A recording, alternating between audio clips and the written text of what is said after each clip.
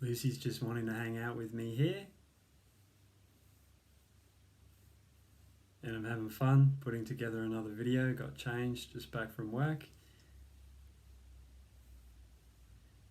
and wanting to talk about much potential you've got, how much potential we've got as human beings, as an individual human being.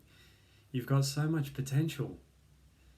I've been training in the science of the mind, training in just learning how to care for myself, how to care for other people, how to give and be generous, how to be happy, how to be happier and freer of symptoms. I've been training in this for so many years now, and just training myself in it and learning it and studying it.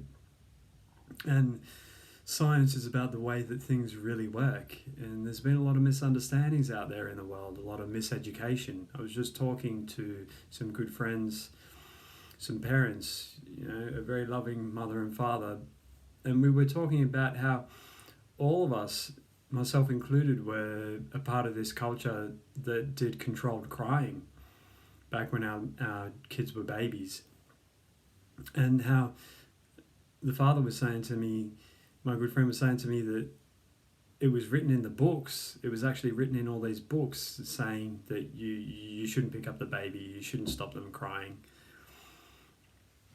And I was commenting how these people who were writing the books and the nurses who were supporting us to do these things, like all these nurses around and midwives and things, to say that we were supposed to do controlled crying.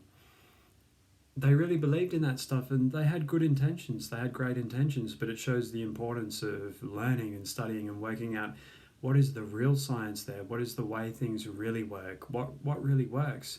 And in the blog, in the written blog, I was just saying, one of these days recently, I was posing the question, why are there so many people with symptoms out there in the world at the moment? What's creating these symptoms?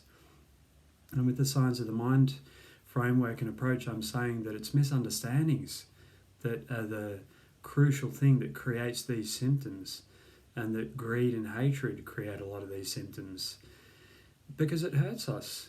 It hurts us when someone's greedy towards us and takes too much from us.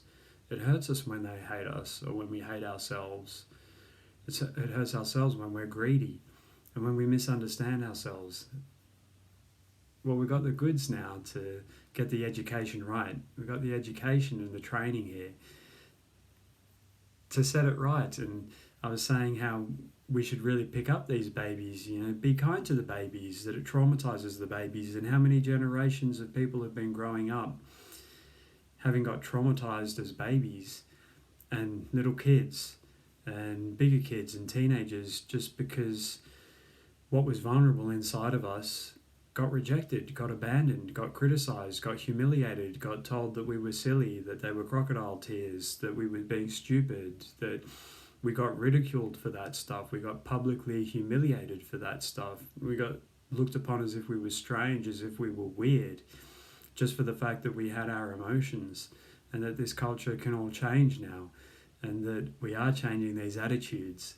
And that's why I'm bringing out the science of the mind training here, is that it's an education. It's an education and training to set the understandings right about the way things really work.